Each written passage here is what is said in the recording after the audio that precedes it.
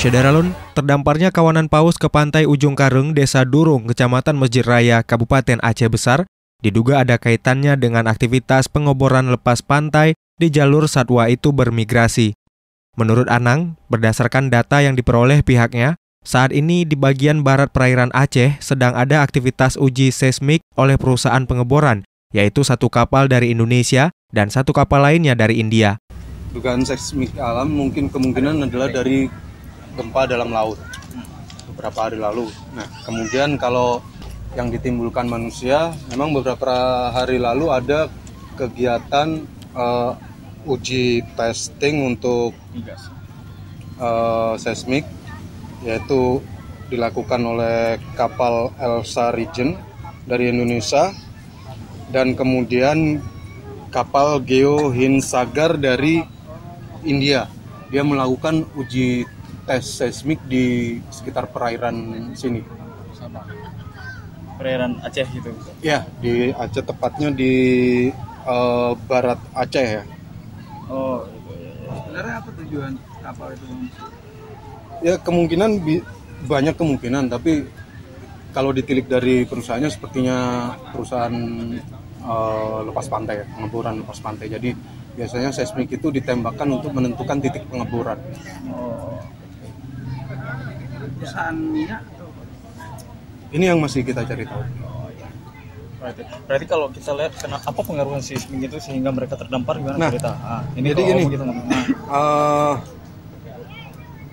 dalam menembakkan gelombang seismik untuk menentukan titik pengeboran itu menggunakan gelombang yang sama dengan gelombang yang dipakai paus, yaitu sonar. Dan itu bisa beradiasi mencapai 100 mil. Jadi ketika gelombang itu ditembakkan, kemudian ada rombongan paus yang melintas, gelombang itu pasti juga akan menghantam paus tersebut.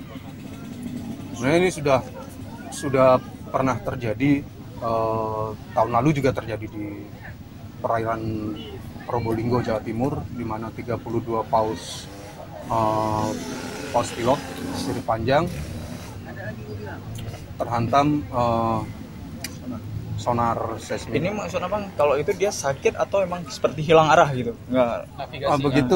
Begitu sonarnya terganggu, maka sistem navigasinya akan kacau. Dia hilang arah. Jadi dia layaknya seperti orang mengemudi mobil tapi matanya ditutup. Jadi dia nggak tahu mau kemana. Cuman orang mata ditutup tidak sakit, tapi ketika sistem navigasi paus terganggu, secara fisik dia akan juga mengalami kesakitan. Oh iya. Kenapa bisa terdampar semua itu betul?